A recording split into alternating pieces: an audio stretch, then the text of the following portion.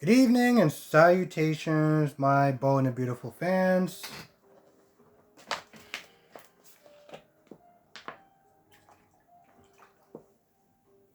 So, let's talk about this whole Ridge, Eric, and Quinn thing. Here's the thing.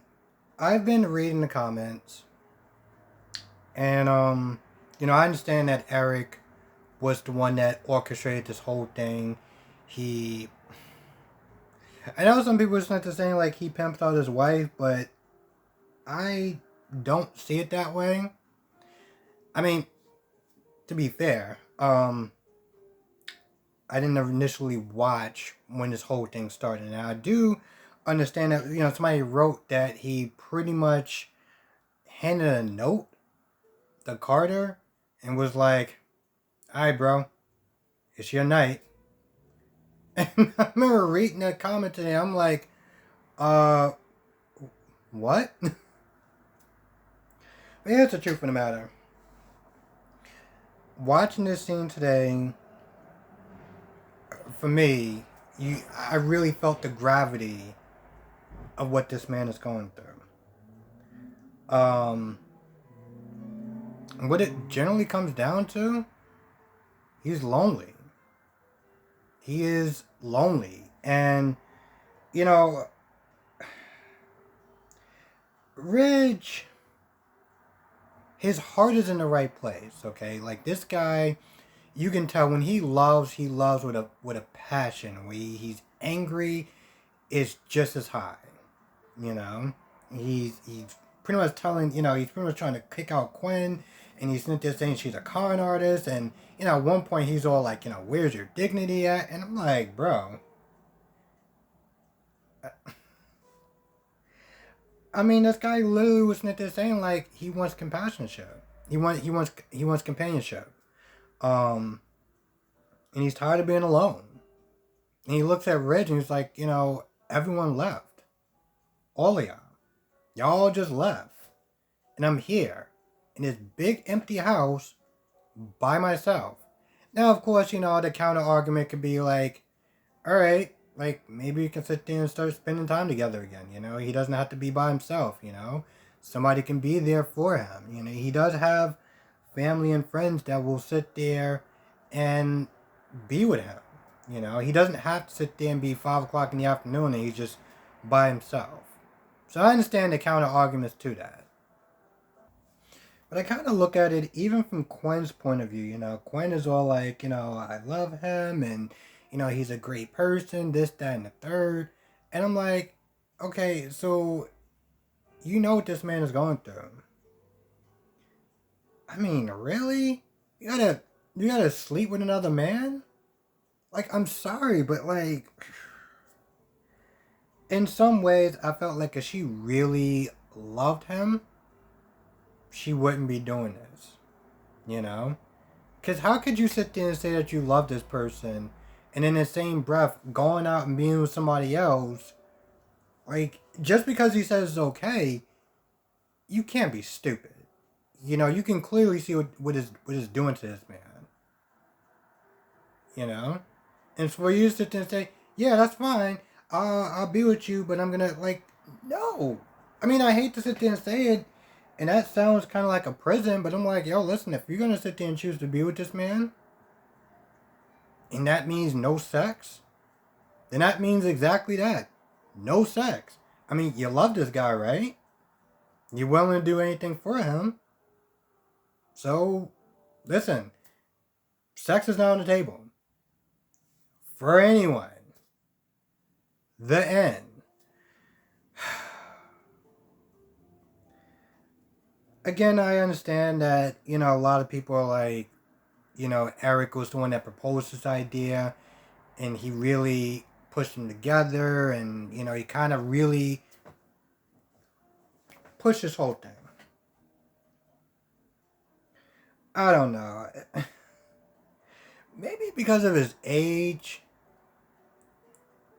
I feel bad for him. I really feel bad for him. I mean, this guy is he feels so desperate that he'll just take anything at this point, rather than being alone. And that in itself is heartbreaking. Of course, this guy can probably be with somebody a little bit more close to his age that may not want, to, or may understand that around that age, men don't, for whatever reason, I can't even sit there and say it. I think what I'm trying to say is that an older woman would understand. And she may be more accepting to, like, hey, listen, guy's older, he's not going to be, I'm trying to say this without making light out of it. I really am, because I'm going to feel like a dick, but you understand what I'm saying. Like, there'll be more understanding towards a guy in that age range, being like, hey, he probably isn't interested because of his age, and that's fine, like, whatever. But she's a younger woman. Hell, she can practically be his daughter's age. So, I mean, there's other options, other roles that he could sit there and take, other than, yep, than just taking that road.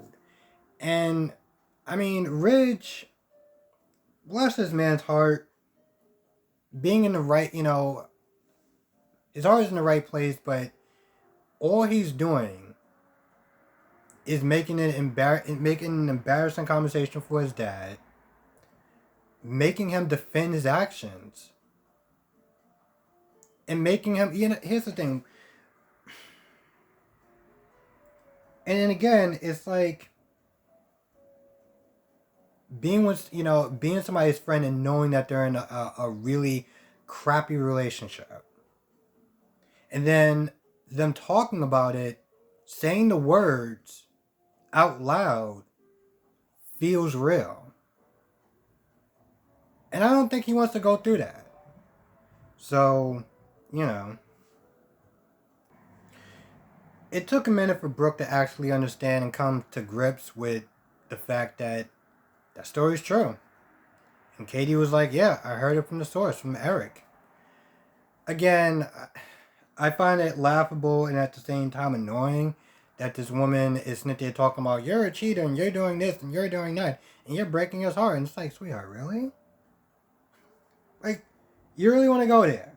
You really want to go there? But, she finally accepts it and just tells Katie to sit there and be there for her. I'm pretty sure some people call her Kate and some people call her Katie. I'm going to call her Katie because it just rolls off the tongue. So, Finn and Hope. I'm not going to lie. I actually had to go on Wikipedia just to remember her name. Because I'm sitting there writing my notes. I'm like, Finn and question mark. And after a few minutes, they're talking, and I'm like, yeah, this is not going to work. I can't sit there and just listen to these two talk without really understanding who the hell is this person. But they're talking, and, they bring up Cheryl. I think I'm saying her name right. Anyway, here's the thing. Finn wants a relationship with his mother. But his mother and his wife and, their family has this really terrible history. So for the sake of that reason, he's just like, I gotta sit there and back my wife. I gotta do it. Even though he has a lot of questions about her, he wants to sit there and not just know about the bad, but know about the good. But he's just like, yep, I gotta sit there and do it. Now he gets a text from her. I don't know who the guy's name was. I think his name was Eric or whatever. I don't know who he is. I don't know if he's like the manager or whatever. But he gives her some advice. She's sitting there talking about how she's not leaving and she wants a relationship with her son and her grandson. And the guy's like, yo, listen, if that's the case, and this woman is really becoming the problem, talk to him directly. Stop dealing with the middleman. Just talk to her directly. and talk to him directly. And he had texted her, and he's sitting there thinking like, what should I do? And ultimately, I think, he's just like, yep, I'm gonna do it. I gotta get answers. I gotta know. Um, and moving forward that Steffi is gonna sit there and chew him out over his decision. And it kind of sucks with Finn because, yeah, he wants to sit there and be a good husband. He wants to back her, and respect her by keeping his distance from her. But at the same time, he can't sit and ignore his wants, and his need to get to know her. That's not fair to him. And to some extension, it's not fair for her to put that on him. It's not fair. It's not fair of her to practically, not force, but like practically, in not so many words, kind of like tell him that he can't have a relationship with her of any kind because of the bad history that she has with her, or her and her family. That's not fair on him.